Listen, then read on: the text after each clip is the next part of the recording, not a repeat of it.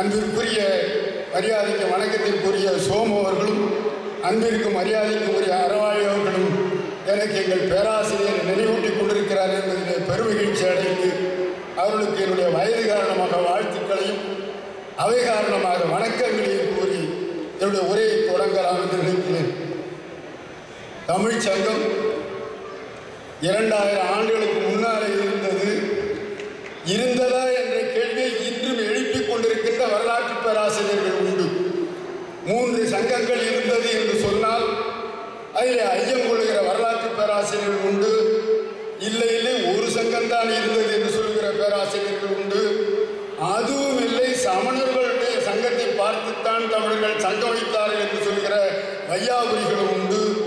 ஆனால் தமிழ் சங்கம் இருந்ததற்கான வாய்ப்புகளை நம்முடைய சங்க இலக்கியங்கள் என்ற பெயர் இன்றும் நின்று நிலைநிறுத்திக் கொண்டிருக்கிறது. ஆகவே சங்கம் என்பது தமிழுக்கு புதியதன்று. இப்படி ஓய்ந்து கிடந்த காலத்திலே தான் முகவை மாவட்டத்தைச் சேர்ந்த பாலவனத்தின் ஜமீன் பாண்டித்துரை தேவர் அவர்கள் 1901ஆம் ஆண்டு இதே மே மாதத்தில் மதுரையிலே 4ஆம் தமிழ் சங்கத்தை கண்டார். 1911ஆம் ஆண்டிலே தஞ்சையை அடுத்துள்ள கரந்தையில் தமிழர்கள் உமாமேஸ்வரனார் அவர்கள் கரந்தை தமிழ் சங்கத்தை கண்டார்கள். சற்றேறத்தாழ 45 ஆண்டுகளாக புலம்பெயர்ந்த தமிழர்கள், பிழைப்பிற்காக தன்னுடைய தாய்நாட்டிலிருந்து வெளியே வந்த தமிழர்கள் தங்களையும் தங்கள் இனக்குழுவையும் தங்கள் மொழியையும் மறவாது தங்கள் நாகரிகத்தையும் பண்பாட்டையும் தூக்கி பிடிப்பதற்காக என்றும் உள்ள தென்றமிழ் வாழ்வதற்காக ஒரு சங்கத்தை அமைத்து அதனை செம்மாந்த பணியினை செய்து கொண்டிருக்கிறார்கள். அவர்களை நாம் பாராட்ட வேண்டாமா? நிச்சயமாக பாராட்ட வேண்டும். அப்படிப்பட்ட புனித பணியை செய்து கொண்டிருக்கின்ற தமிழ் சங்கத்திற்கும் எங்கோ முகவரி தெரியாமல் எங்களைப் போல முதல் தலைமுறையினரை படிக்கவும் முடியுமா என்று கேட்கின்ற கேள்வி, இலவச கல்வி கிடைக்காத காலத்திலே படித்தவன் நான். தமிழகத்திலே 7 ரூபாய் கட்டினால்தான் 9வது 10வது 11ஆம் வகுப்பிலே படிக்க முடியும். இந்த நிலைமை காமராஜர் முதலமைச்சராக இருந்த வரையில் இருந்த நிலைமை. 1959 60 வரையில் இருந்த நிலைமை. அப்பொழுது 7 ரூபாய் என்பதை நன்றாக ஞாபகித்துக் கொள்ளுங்கள். நீங்கள் மிக பலர் தமிழகத்தில் இருந்து வந்தவர்கள். ஒரு மூட்டை நெல்லினுடைய விலை 65 கிலோ நெல்லினுடைய விலை 7 ரூபாய். ஒரு மாணவன் கட்டி படிக்க முடியுமா என்று பார்க்க வேண்டும். நாங்கள் எவ்வாறு சிரமப்பட்டிருப்போம் இந்த கல்வியை பெறுவதற்கு என்று பார்க்க வேண்டும். இன்று அந்த அழகான பணியை, அந்த சிறந்த பணியை யாராலே கல்வி நிறுவனங்களுக்கு வர முடியவில்லையோ, அந்த வசதி வாய்ப்புகளை பெறவில்லையோ, அந்த ஏழை மாணவர்களுக்கு ஆங்கோர் ஏழைக்கு எழுத்தறிவித்தல் என்ற ஒரு புனித பணியை மேற்கொண்டுள்ள அறக்கட்டளை நிறுவனத்தை, தமிழ்நாடு அறக்கட்டளை நிறுவனத்தை நாம் வாழ்த்துவது மட்டும் போதாது, அவர்களுக்கு துணையாக நிற்க வேண்டும். அது வாய்ச்சொல்லாக இருக்கக்கூடாது. நிதி மிகுந்தவர் பொற்குவை தாரி, நிதி குறைந்தவர் காசுகள் தாரி, ஆண்மையாளர் உங்கள் உழைப்பினை நல்குவேன் என்று சொல்லி பாரதியுடைய வரிகளை உங்களுடைய செவிகளிலே என்னுடைய வேண்டுகோளாக வைத்து என்னுடைய உரைக்கு வரலாம் என்று நினைக்கிறேன். அன்பர்களே, திரைப்படத்தினுடைய தொடக்க கால நிகழ்ச்சியாக சில செய்திகளை நான் உங்களுக்கு சொல்ல இருக்கிறேன்.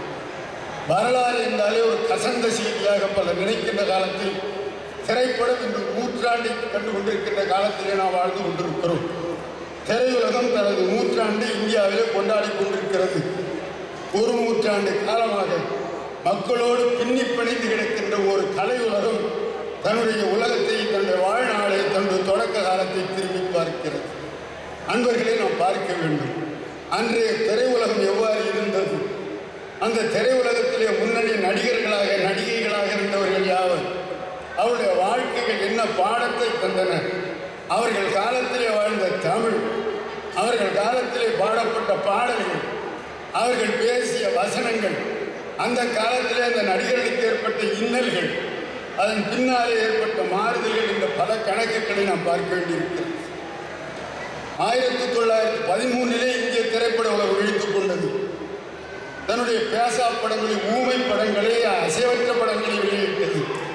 அப்பொழுதெல்லாம் படங்களை பற்றி பின்னாலே இருந்து செய்திகளை சொல்லுவார்கள். பழைய காலத்திலே தோல் பொம்மை நாடகம் நடத்துவது போல கிராமங்களில் இருந்தவர்களுக்கு தெரியும். தோல் பொம்மை நாடகம் நடத்தும்போது பின்னாலே இருந்து குரல் தருவார்கள். இது சீதை, இது ராமன், இது அனுமன் என்று சொல்லுவார்கள். அதுபோல நடிகர்கள் வந்த உடனே பின்னாலே இருப்பவர்கள் சொல்லுவார்கள், இவர் இந்த நடிகை இதற்காக வந்திருக்கிறார், கணவனிடத்திலே பேசுகிறார், காதலனிடத்திலே பேசுகிறார் என்று வேறு ஒருவர் குரல் தருவார். இப்படி இருந்த திரையுலகம் பேச்சுக்கு வந்தது, பேசும் படமாக மாறியது. பேசும் படம் தொடக்க காலத்திலே எவ்வாறு இருந்தது, பேசும் படத்திலுள்ள தொடக்க கால தமிழ் எவ்வாறு இருந்தது, பேசும் படத்திலுள்ள தொடக்க கால பாடல்கள் எவ்வாறு இருந்தன, பேசும் படத்தில் தொடக்க காலத்தில் நடித்தவர்கள் யார் இன்று இங்கே இருக்கின்ற இளைஞர்களுக்கு தெரிய வாய்ப்பு. ஏனென்றால் ஒரு 70 ஆண்டுகளுக்கு முந்தி ஒரு முறை கவிஞர் சுரதா அவர்கள் சென்னையின் ராஜா அண்ணாமலைபுரத்தில் ஒரு நிகழ்ச்சி நடத்தினார் திரைப்படத்திற்காக. அது நடந்த ஆண்டு 1982. அப்போது காளிதாசனிலிருந்து காக்கி சட்டை வரை என்ற ஒரு திரை நிகழ்ச்சியை நடத்தினார். காளிதாசன் என்பது ஒரு திரைப்படம், காக்கி சட்டை என்பது கமல் நடித்த ஒரு திரைப்படம். அந்த இடையிட்ட காலங்களை பற்றி அவர் சொல்லும் பொழுது நான் அந்த நிகழ்ச்சியிலே கலந்து கொண்டவன். கவிஞர் சுரதாவை பற்றி பலர் கேள்விப்பட்டிருப்பீர்கள். சுரதாவினுடைய இயற்பெயர் தி ராசகோபாலன் என்பது. ஏனென்றால் பலருக்கு இயற்பெயர் தெரிவதில்லை, அவருடைய புனை பெயர் மட்டுமே நாம் தெரிந்து கொண்டிருக்கிறோம். இந்த சுரதா என்பதாவது முழு பெயரா? அதுவும் இல்லை. சுப்புரத்னதாசன் என்ற பெயரினுடைய சுருக்கமாக, அப்ரிவியேஷன் சுருக்கமாக சுரதா என்று வைத்துக்கொண்டார். சுப்பு ரத்தினதாசன் சுரதா. அவருடைய இயற்பெயர் ராசகோபாலன். கலைஞர் கருணாநிதி அவர்களுக்கு மிக நெருங்கிய நண்பர். திருநெல்வேலி திருத்துறைப்பூண்டி பகுதியிலே பழைய தஞ்சை மாவட்டத்திலே ஒருங்கிணைந்த தஞ்சை மாவட்டத்திலே பிறந்தவர். சிறந்த கவிஞர், உவமை கவிஞர் என்று பாராட்டப்பட்டவர். பல திரைப்படங்களுக்கு பாடல் எழுதியவர். அவர் அந்த நிகழ்ச்சியை நடத்தும் போது சொன்னார், ஏனென்றால் எங்களுக்கெல்லாம் அவர் மூத்தவர். பேசாத படம் எவ்வாறு இருந்தது, பேசும் படம் எவ்வாறு வந்தது? காளிதாஸ் போன்ற படங்கள் தான் பேசுவதற்காக வந்த படங்கள். உங்களுக்கு தெரியும், நம்முடைய தொடக்க காலத்திலே கிராமங்களிலே புராண கூத்துக்கள் தான் நடத்துவார்கள். கூத்துக்கள் என்று பார்த்தால் 4 மணி நேரம் 5 மணி நேரம் நடக்கும். கூத்து பார்க்க செல்பவர்கள் அந்த காலத்திலே பாயையும் எடுத்து செல்வார்கள்.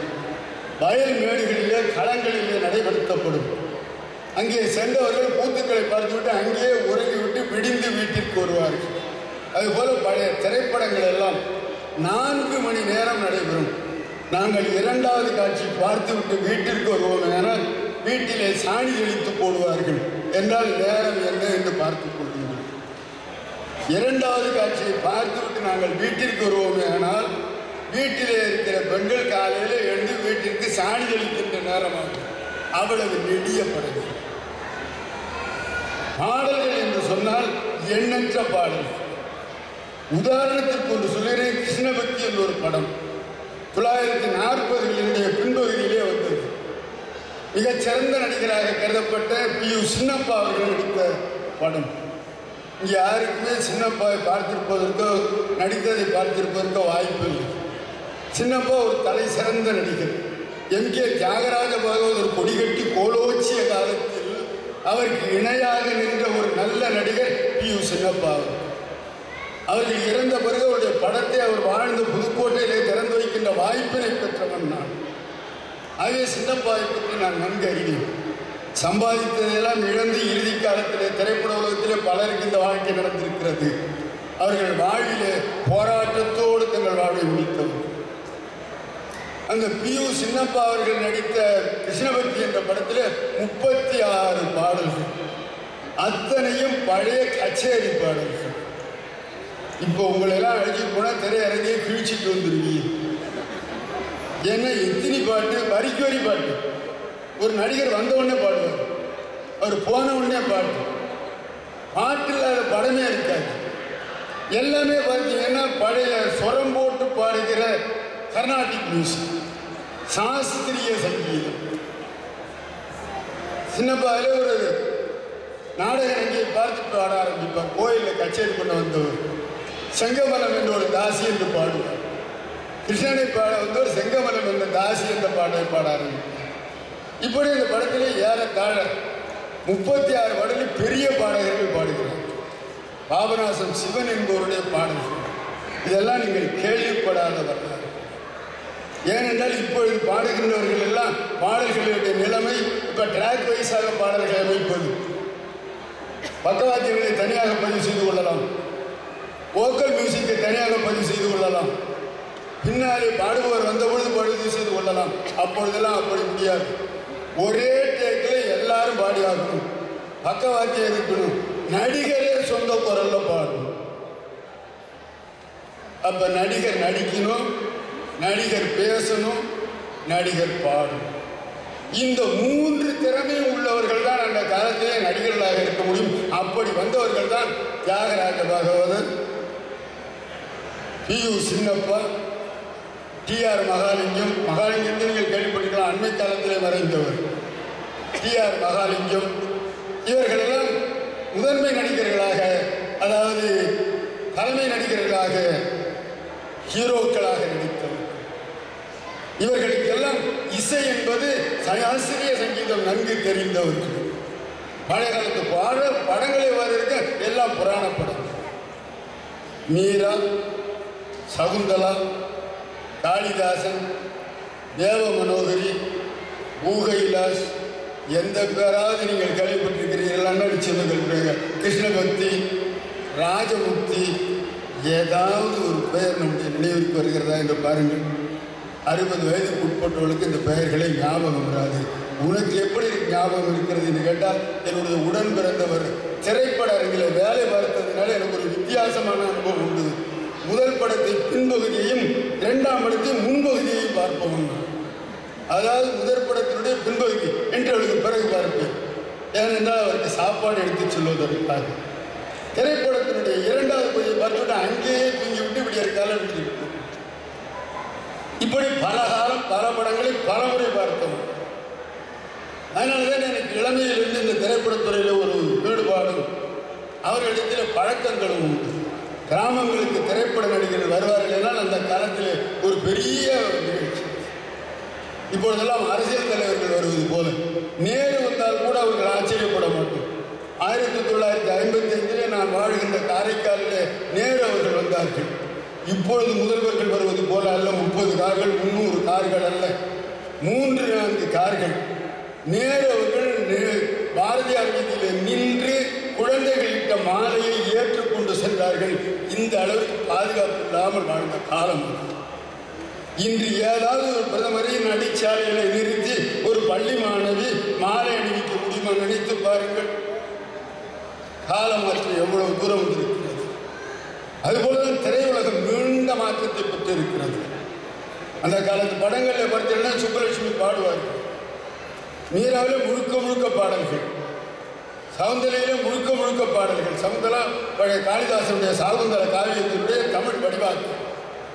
அதில் யார் தலைமை நடிகர், யார் ஹீரோயின் கேட்டால் சி.என். பாலசுப்ரமணியம் மிகச் சிறந்த கச்சேரி செய்கின்ற மதுரை அறிஞர். இவர்களெல்லாம் பாட ஆரம்பிப்பார்கள் தவிர நிகழ்ச்சிகள் எவ்வாறு நடக்கின்றன என்று சொல்லவே முடியாது. அது அப்ப நடித்தவர்கள் எல்லாம் பார்ப்பீர்கள், மிகப்பெரிய சங்கீதக்காரர்களாக இருப்பார்.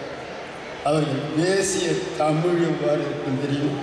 பிராணநாதா, சுவாமி, இப்படித்தான் கணவனை அழைப்பார்கள். இன்று பெயரை சொல்லி அழைக்கிற தன்மை என்று பார்க்க முடியாது. பிராணநாதா, பல சொற்கள் கலந்த அமைப்பு, சுவாமி, இப்படி பேசுகிற தன்மைகளைத்தான் பார்க்க முடியும்.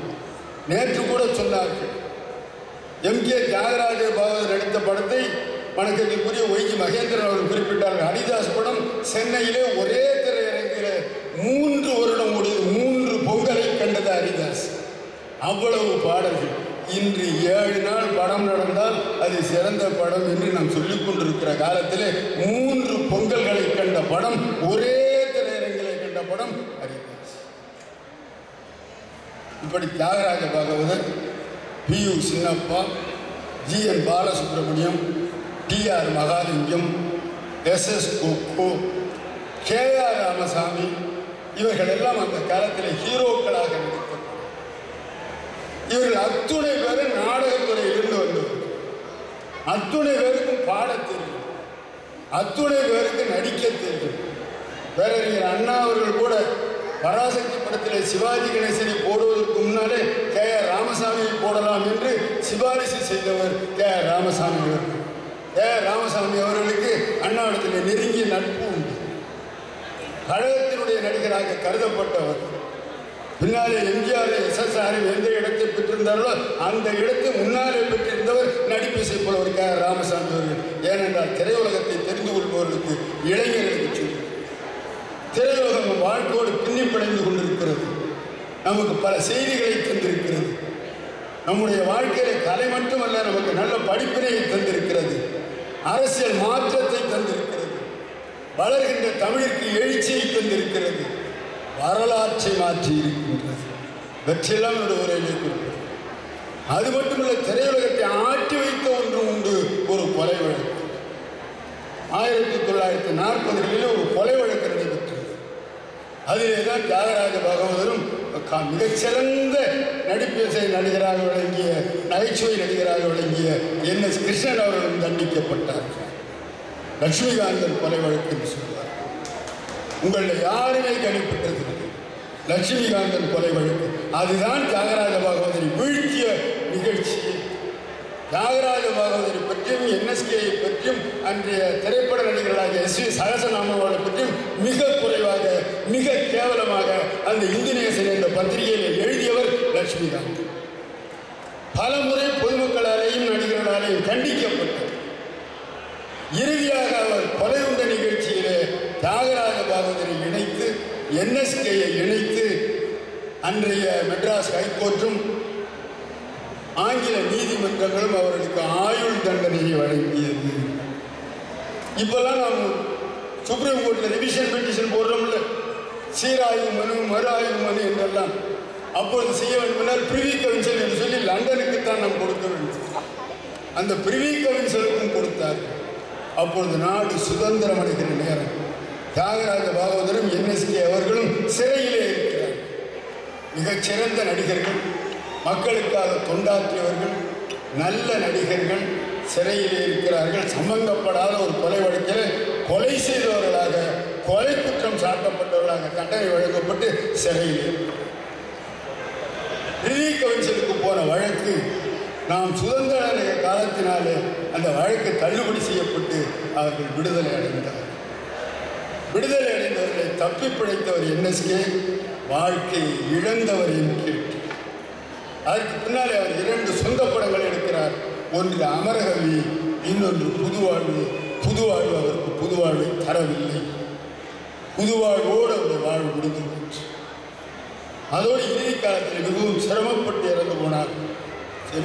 முக்கிய தியாகராஜ பாகவதரை தொட்டு பார்க்க வேண்டும் என்று நினைத்தவர்கள், பின்னாலே எம்ஜிஆரை தொட்டு பார்க்க நினைத்தவர்களுக்கெல்லாம் கூட முன்னோடியாக இருந்தது MK தியாகராஜ பாகவதர். ஏழிசை சிற்பி என்று சொல்லுவார்கள், ஏழிசை மன்னர் என்று சொல்லுவார்கள். அவர் தொட்ட தட்டை தொட்டு பார்க்க, அவருடைய ஆடையை தொட்டு பார்க்க, அவர் நடந்த இடத்தினுடைய மண்ணை வணங்கியவர்கள் எல்லாம் உண்டு. அப்படிப்பட்ட நடிகர் அந்த கொலை வழக்கு பிறகு தன்னுடைய வாழ்க்கையை இழந்து எவ்வளோ பேர் சொன்னார்கள்.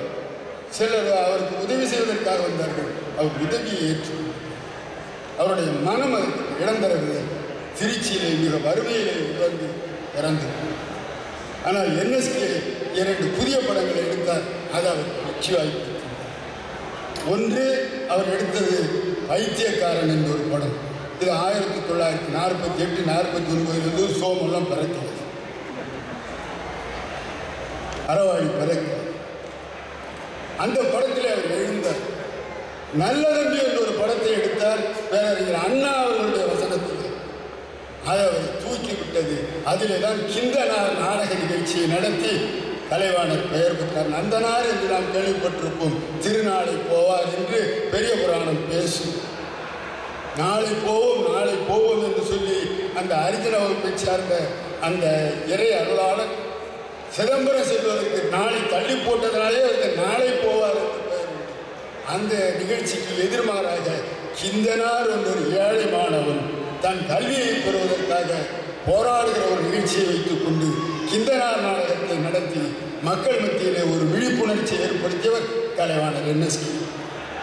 ஆகவே திரைப்பட உலகத்தை திரும்பி பார்ப்பீர்களான திரையுலகம் பலரை மிரட்டி இருக்கிறது, பலருக்கு வாழ்வளித்திருக்கிறது. எம்ஜிஆரை பார்த்தால் அசோக் குமாரிலே MK தியாகராஜ பாகவதர் ஹீரோ, எம்ஜிஆர் அவர்கள் அந்த படத்தில் ஒரு கத்தியை பிடித்துக் கொண்டு நின்று கொண்டிருப்பார். அப்போல்லாம் எம்ஜிஆர் தெரியும். ராஜமுத்து படத்தில் அப்போல்லாம் எம்ஜிஆர் தியாகராஜபாவை தான் தெரியும். திரையில் தியாகராஜபாவை நடித்த என்றுதான் வரும். பின்னாலே புரட்சித் தலைவர் எம்ஜிஆர் வழங்குகிற எம்ஜிஆர் நடிக்கின்ற என்று சொல்கிற நிலை வந்த பொழுதெல்லாம் 50களுக்கு பிறகு சதிலீலாவில் தான் எம்ஜிஆரை முதல் தலைவனாக காட்டிய படம். அவருடைய மனைவி பிஎன் ஜானகி அவர்கள் அந்த படத்தில் அதிக சம்பளம் வாங்கினார். அப்போ அவருக்கு திருமணம் ஆகாத காலம், ஜானகி அவர் திருமணம் செய்து கொள்ளாத காலம். அவருக்கு பணம் கூட ஜானகிக்கு எம்ஜிஆருக்கு சம்பளம் குறையும். நம்ப முடியுமா? இதையெல்லாம் உமர் என்பவர் கவி சக்கரவர்த்திகள் இந்த புத்தகத்திலே ரெக்கார்ட் செய்திருக்கிறார். தமிழகத்திலே திரைப்படம் தயாரித்த பெரியவர் உமர் மலிக்கார் அவர்கள். அவருடைய மிகப்பெரிய உணவரங்கம் சென்னையிலே தியாகராய நகரிலே உஸ்மான் வீதியிலே உமர் கையான் என்ற பெயரோடு இலங்கிக் கொண்டிருக்கிறது. நான் சொல்வது நீங்கள் நூல்களில் படிக்கலாம். கலையுலக சக்கரவர்த்திகள் என்று எழுதியிருக்கிறார். அவர் புதையல் என்ற படத்தை தயாரித்தவர்.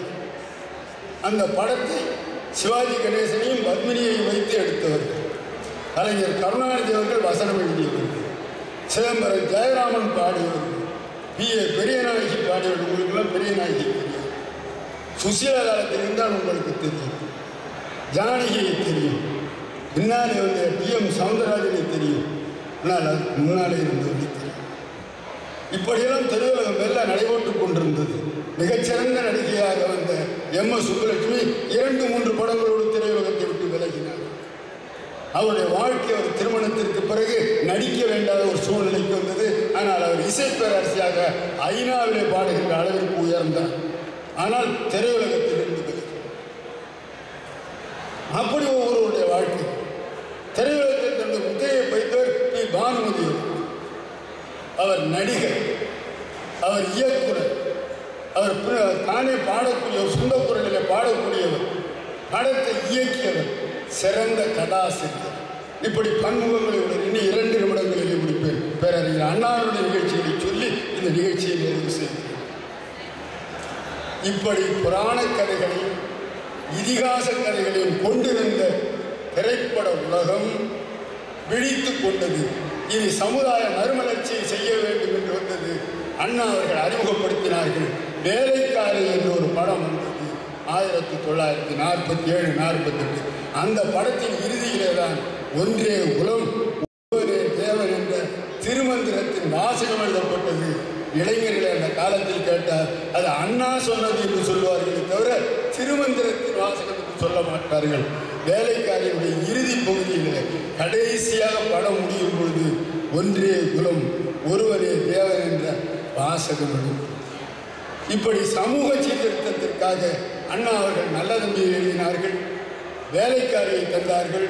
நேற்று ஒரு குழந்தை பாடுவதை பாவேந்தர் பாரதிதாசனுடைய பாடல் துன்பம் நேர்கையில் யார் எடுத்து இன்பம் சேர்க்க மாட்டாயா, இந்த பாடலை உள்ளடக்கிய ஓரிரவு படத்தை எடுத்தார்.